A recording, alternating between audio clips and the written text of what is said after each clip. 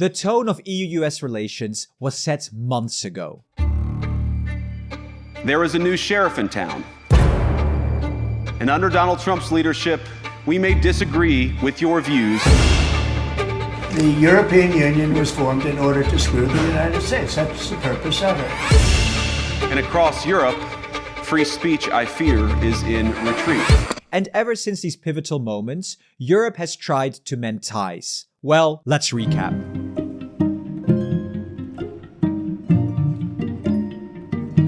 And then Daddy has to sometimes use strong language to You have get to use stuff. strong language. Every once in a while, you have to use a certain word. Mark Rutte, he called you daddy. Yeah, I think he likes me.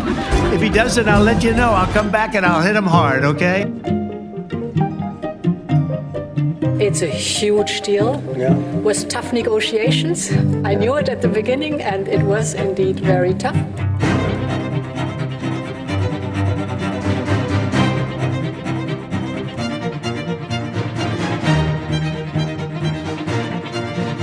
Let's be honest here.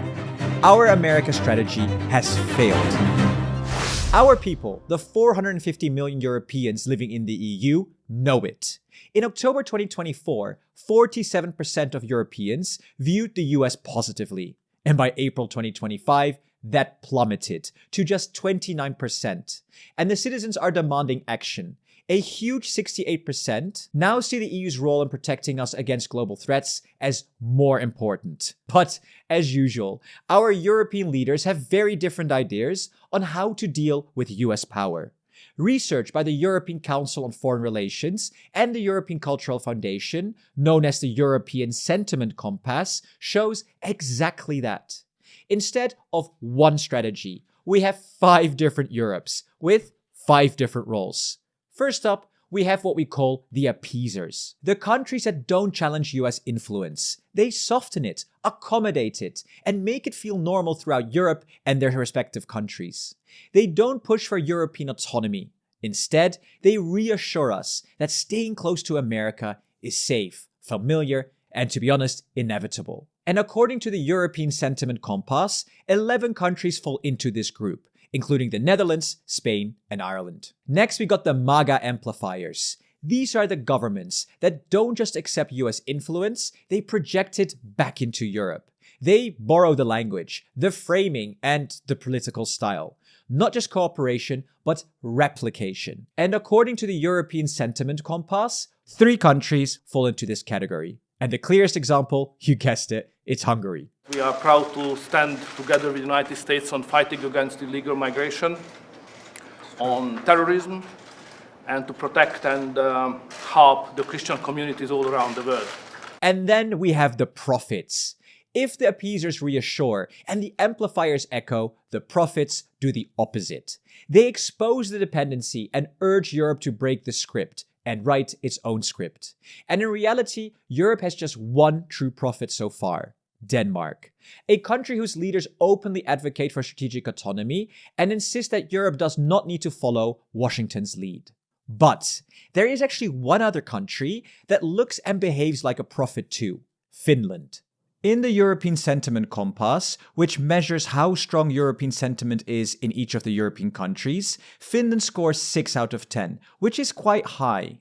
If you want to read through all of these strengths, you can pause the video now. And when it comes to vulnerabilities, Finland only has 1, which is major dependence on the US for security and defense. Once again, you can pause the video now if you want to read through all of the vulnerabilities. But Finland has something truly special, truly unique, and that is super strong cultural values. And honestly, the more I talk to my Finnish friends, or the more I read about Finland, the more fascinated I am by one central concept: Sisu. Sisu is the heart of Finnish identity. It is more than just toughness or determination. Think of it more as a quiet hidden strength you find when everything is stacked against you. It's the reserve of power Finns tap into when a situation seems completely hopeless. And this originates from Finland's very harsh climate and resisting Russian aggression, especially during the Second World War. This national will, this Sisu, is becoming a real European asset. Finnish support for the EU is high. 63% support the Union, and their strategic move into NATO was driven by a clear-eyed recognition that defending Finland is the same as defending Europe's borders. Now, for the keen-eyed among you, you will notice that there are plenty of countries missing. And this brings us to our next country profile, the Kingmakers. These are the countries that could tip the story either way: Germany, France, and Poland. Because when these three move, Europe moves. For instance, Germany could become a prophet. Chancellor Merz talks openly about European independence. But a divided coalition and a rising far right, the AfD, means the country could just as easily drift towards Washington. France, on the other hand, has been pushing for autonomy for years, if not decades. And Macron almost rivals Denmark in this. Yet a far-right win in the next presidential election could flip Paris into Trump's orbit overnight. And then there's Poland. An election is due in 2027, maybe even sooner. That vote could turn MAGA influence into a stronghold. Or it could repeat 2023 and make Poland a center of resistance.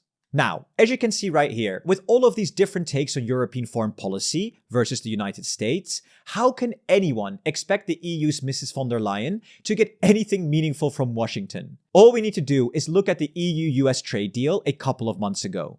The Kingmakers were split into three different directions. Germany drifted towards appeasement, saying a deal had to be made, even if it wasn't good.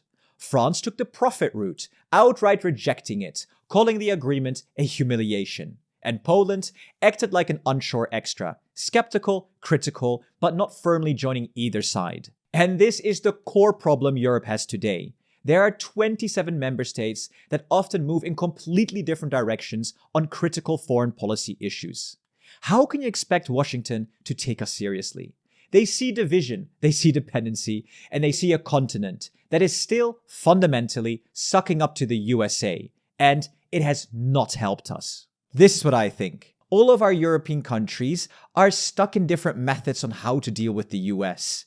And I honestly wish more countries were in the same bucket as Finland and as Denmark. In the 1950s, the EU was formed as purely a peace project. And it has worked. But I think it's now time to grow on that. I think we need to start looking at becoming a geopolitical project.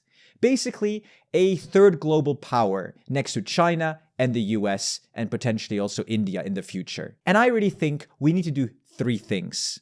And the first one is this whole dependency debacle. And for this, I always like looking at Germany because this really shows the example well. Germany was, and still is to some extent, reliant on US security, energy from Russia, and trade with China. And as you can see, look how it turned out. The economy is currently in shambles, and there's literally no growth at the moment. So this is something that kingmakers like Germany have to fix quickly. And I'm really concerned that they fix it the right way. Look at our single market in Europe and don't just create a new dependency on the US when it comes to things like energy.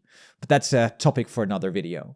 The second thing I think we need to look at is at public opinion in Europe. Because public opinion is very pro-Europe and also pro-European unity. For example, things like defense and security is polling very high and very well with European people. Yet our politicians are doing very little to make this a reality. National countries like Germany again, or even France or other countries, are still investing in defense in their own country, rather than looking at the European picture. I keep using the European army as an example, because when you're asking Europeans, this is very, very popular. Why is no politician going out there and actually campaigning for something like this? Then the third part, and this comes back to Finland. I love the concept of Sisu, because I think mainland Europeans, including where I'm from, we've gotten a bit too comfortable in our situation, and we need to show a little bit more grit and develop a real European culture and be proud of our countries and our continent. You know, almost the missing half to strategic autonomy. Because in order to defend our continent, we also have to feel attached to it. And a concept like Sisu is exactly what Europe needs. And this is also where today's sponsor comes in, the European Cultural Foundation. This foundation grows a sense of European belonging by developing and supporting cultural initiatives that bring people together, inspire hope, foster democracy, and imagine a shared future for Europe. And they've done this since 1954. Since a few years are also calling for a cultural deal for Europe, to finally put culture and heritage at the top of the EU's agenda, and to commit 2% of the EU budget to strengthening European culture. I think that's a great idea, because a confident Europe starts with a culture people believe in. And if you want to learn more, check out the European Culture Foundation in the link below. Thank you so much for watching. And if you want to support us further, please sign up to Patreon. Thank you so much to our presidents, Jan Schauke, Christian, Peter, Alexander, Daniel, Expedia, HEVD, Kiki, Loxon, Rashid, Stefan, Unite Europe, and Europe.